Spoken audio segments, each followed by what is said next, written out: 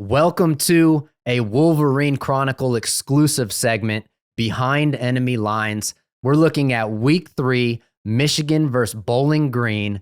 I have a very special guest here. We got Mitch with BGFootballTalk, also an alumni of Bowling Green University. Mitch, how you doing, man? Good, Michael. Happy to be here. Excited to talk about BG football, even if it means going into the big house to play at Michigan. I said Bowling Green University, but is it the University of Bowling Green? Did I get that wrong? I don't want to disrespect you here. It's Bowling Green State University.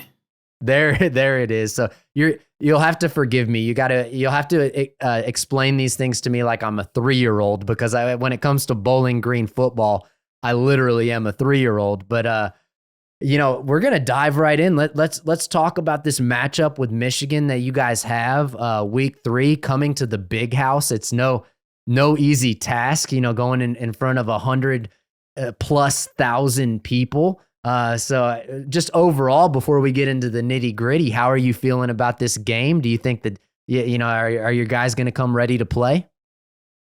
I think the guys will be hyped. I think everyone's excited to play a Big Ten team. Anytime you get to step into an environment, 100,000, like you said, one of the most historic programs, historic stadiums in college football. As a competitor, how could you not be excited to go into that arena, even if it means being probably a 45-point underdog? Yeah. The spread may end up being in the 40s or so. I know they've released our week 1 spread with East Carolina, which is in the mid 30s, and so we'll see how these teams look, coming into the non-conference schedule. Let's dive right in. Which position group do you expect to be the strength of this Bowling Green team? So I would have to go with running back.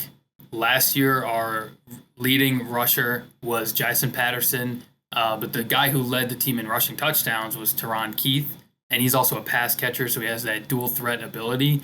And I think Bowling Green's running back room, especially in today's college football, is in rarefied air in terms of people not really transferring out. Our 2 leading rushers in 2021 are still on the team, and then our 2 leading rushers in 2022 are also on the team. So you have 4 guys plus a 5th who have gotten a lot of carries, and no one seems to have transferred out. I think that'll change after this year once we kind of see more who takes the lead and the bulk of the carries. But I know one special player, Terion Stewart, he led our team in rushing in 2021. He took last year off. He wanted to focus on his mental health. He wanted to focus on his grades. But he has announced he's back for 2023. And I know we missed him a lot last year. So I think that'll be our best position this year. Yeah, you're right. It is rare now, especially for a MAC team, right? With the transfer portal and NIL, is like you get a stud on your team, especially a good running back. A lot of these Power 5 conference teams come knocking and try to steal your guys away. So it is impressive that the running backs, both leading rushers, are returning this season. So we'll keep an eye out for them. Now to the not so good part. Who do what position group do you expect to be potentially a weakness on this team? It's got to be the offensive line. We're going on, I want to say 2016 was the last time Bowling Green had a good, solid offensive line. In 2016, we had 2 1,000-yard rushers, despite only going 4-8 that year. Since then, just haven't been able to run the football, especially in recent memory. Last year, it was a little bit better, but we couldn't punch it in the red zone. The offensive line could not get any sort of push. We had to throw the ball a lot. Our leading rusher, who had over 500 yards, only had 1 touchdown on the season, because once we got into the red zone, it was just, we had to throw the ball. We couldn't move it.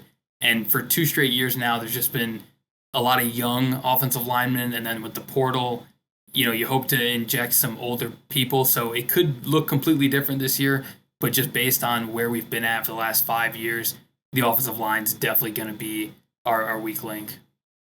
Man, I'm sitting here trying to figure out how you can have 2 1,000-yard rushers and then go 4-8. Like that doesn't add up in my head. I'm trying to figure that out. That's an impressive stat in itself. That was the dark days of Bowling Green, was the 3 years we had Mike Jinks as our head coach, and he wanted to run the air raid so bad he didn't care how well we could run the football. So that's how you go 4-8, despite 2 guys getting over 1,000 yards. Yeah, yeah. Well, I tell you what, we're talking about the running backs. Which offensive players specifically do you expect to have the greatest impact on this season? So I'm going to go with OJ Hilaire. He was a wide receiver who transferred in last year from the FCS ranks. He came in from Alabama A&M, and last year he led our team in receptions. He led our team in yards, and he's just super dynamic. Our big rivalry against Toledo last year, he had 8 catches for 250 yards and 2 touchdowns. He's a real difference maker. He doesn't have the size that'll probably limit him in terms of NFL hopes and maybe a reason why a Power 5 school didn't come calling. But in terms of flat out speed, he's an absolute burner. And what defensive player do you expect to have the biggest impact? I'll go with Darren Anders. He's our starting linebacker. In 2021, he had 111 tackles, which was 11th in the country. And then last year, he still had 77, which compared to over 100, it's a little less. But I think that's also because our defense got better. So it's kind of a bad sign how often in 21 he had to make tackles. And now that we had a good D-line last year, especially with one player going to the NFL, just as a defensive unit, the less you need one person to take over games usually means your defense is actually doing better. So I think that's why we saw a drop-off in tackles. But in terms of overall production and talent, he's still the best player on our defense right now. So I'm assuming he's a senior this year? Yep, this is last year. Yeah, so if he went 100 tackles, that's, you get into the triple digits, that's an impressive amount of tackles. So we'll definitely need to keep an eye on him. He's got his work cut out for him. He got Blake Corum and Donovan Edwards are going to be slicing and dicing through the middle there. Michigan's got a big offensive line, and so it'll be interesting to see how his experience stacks up against this Michigan offensive front.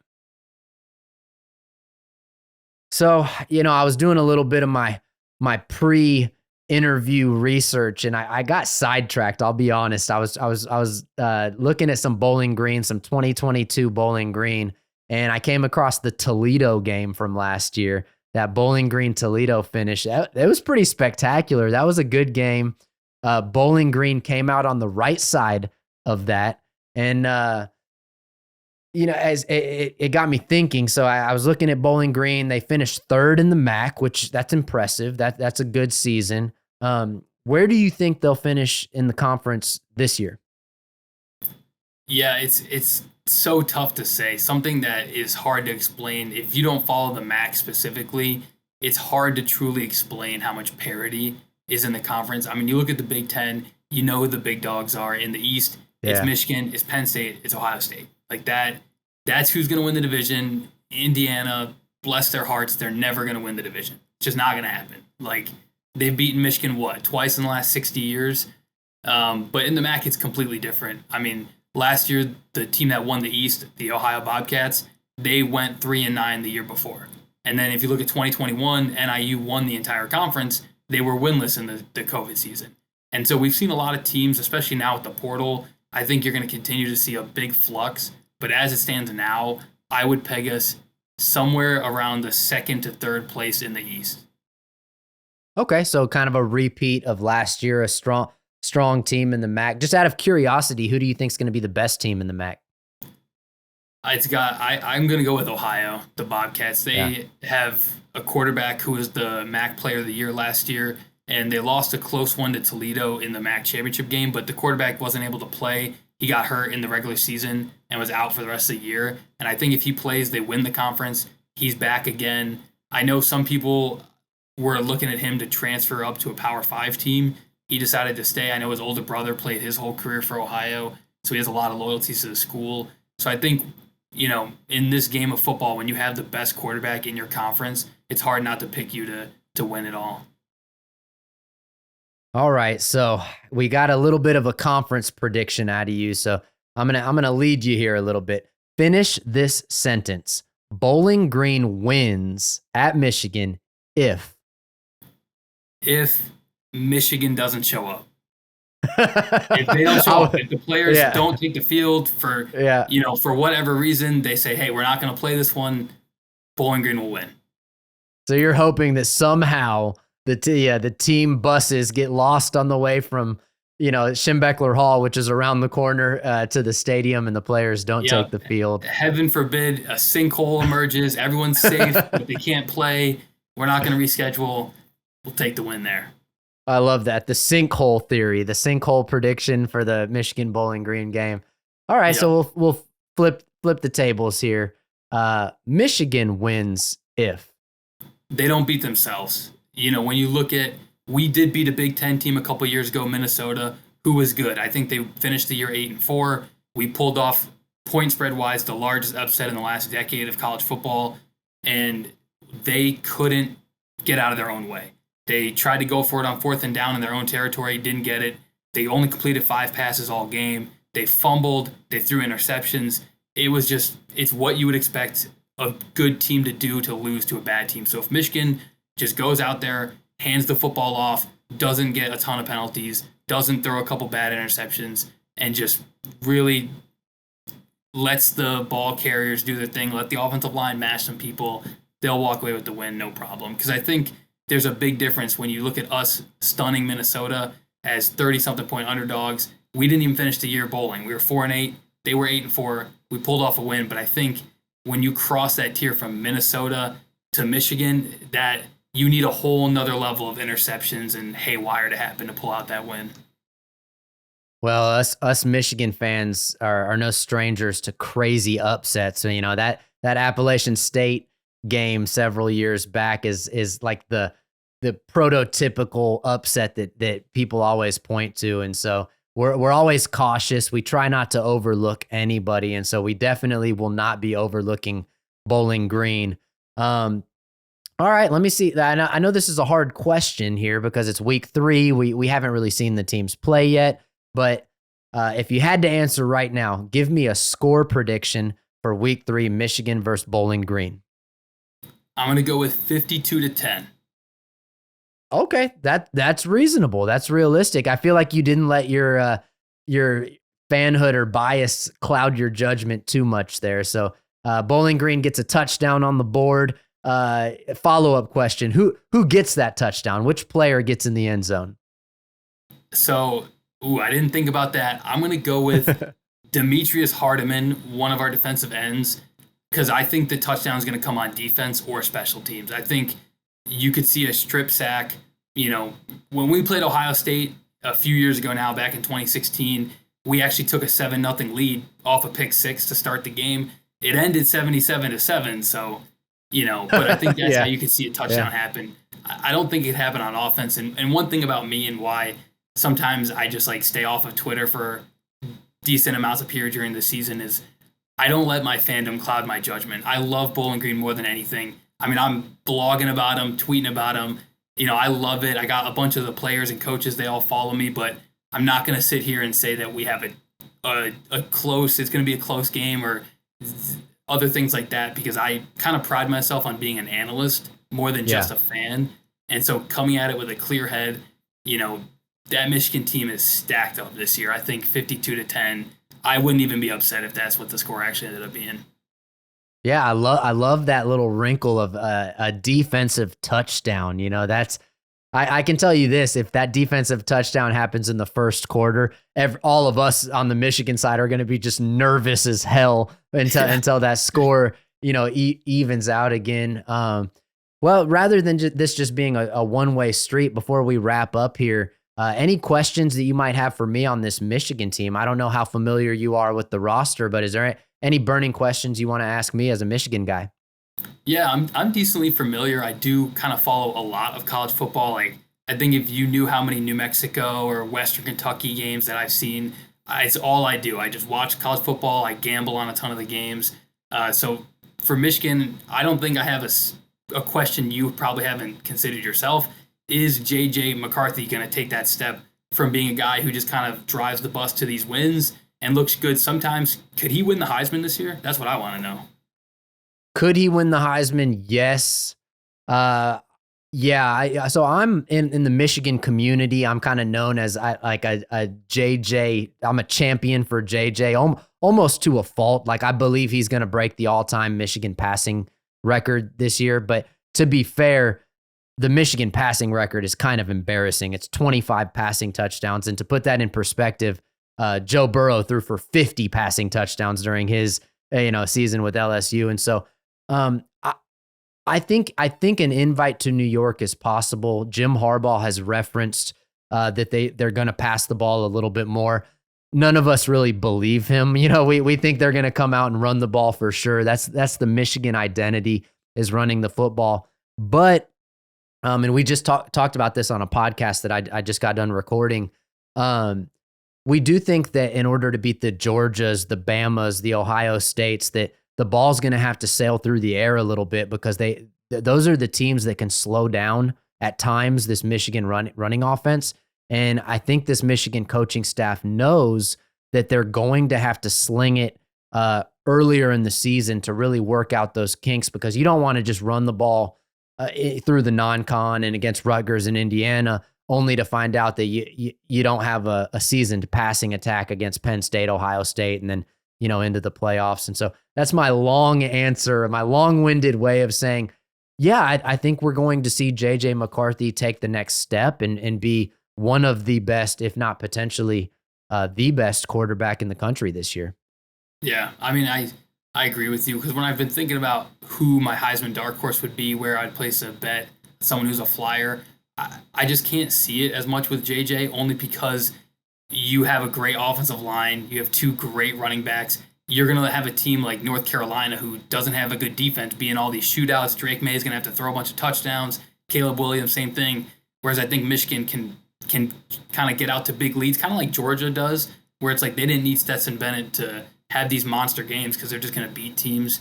And kind of rolling off of that, the running back room, are you surprised no one transferred, or is it just they're both happy being part of that elite rushing attack, and they know it won't really matter if they're NFL prospects if they get all the touches or not? Yeah, so it's interesting. Michigan has gone through some times where we did not have the best culture in the locker room, and you can feel it. And as a fan, as an analyst, as somebody who covers Michigan, when the culture in that locker room is off. Now, luckily, the last couple of years, it's really the best culture, from the coaching staff to the players to everybody covering, the team. It's really the best culture that we've experienced. And I think that played into Blake Corum and Donovan Edwards being willing to share the football. I'll tell you what I'm surprised about, or what we were all surprised about. We were surprised that Blake Corum came back. I mean, he really was pegged to go to the NFL draft, but he was coming off a knee injury. I think he's the type of player that really wanted to win a national championship. He didn't want to leave his brothers at Michigan behind. And if this was 10 years ago, Blake Corum would have been gone.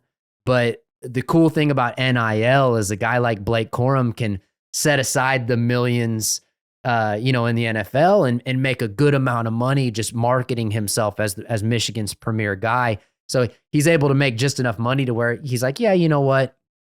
I'll come back. And now we have Blake Corum and Donovan Edwards, two of probably the top 5, at least top 10 running backs in the country in the same backfield. So should be pretty special to see. And then I do have another question, and I'm not just doing it to try to get some, fun reaction, but if Michigan, okay, 2 parts. How is Michigan going to repeat against Ohio State and get that 3rd straight win? And if they do, does Ryan Day get fired? Ooh, I like that. I've thought a lot about this. So the Ryan Day piece, let's say Michigan wins and they've lost 3 in a row. If he did sneak into the playoffs last year, so it's pretty hard to fire a guy that's 2 years removed from the playoffs. But traditionally in this Michigan-Ohio State rivalry, if you don't beat the other team, the coach gets fired. The one exception to that actually is Jim Harbaugh. Jim Harbaugh went 5 years in a row without beating Ohio State and kept his job. That's a little bit of an outlier. So I'm gonna say yes, we're gonna beat them, because that it would go against everything in my being to say no. And I genuinely believe that we're built in a way to where we saw it the last 2 years that it could be close for a couple quarters, but when you have the offensive line and the running backs and game control that Michigan has, you can blow those games wide open in the third and fourth quarter after you beat them up for a while. So I that's not just my biased perspective. Like, I genuinely believe Michigan can do it again. And the game's at home this year, which is always an advantage in that rivalry or any rivalry or any game. Does Ryan Day get fired? I'm going to say yes. And I know that's kind of crazy because the guy's record is basically, you take Nick Saban and Kirby Smart out of the equation, basically the best record in all of college football. But I don't know if those Ohio State fans and followers and boosters are willing to accept 3 losses in a row to Michigan. So I'm going to lean towards a yes. Great question, Mitch. What do you think? You think they'd get rid of him? I'm with you. Yeah, I think he's gone. So I'm an Urban Meyer guy all the way, just because his first head coaching job was at Bowling Green. I don't know if you knew that. So I obviously am a huge Urban guy.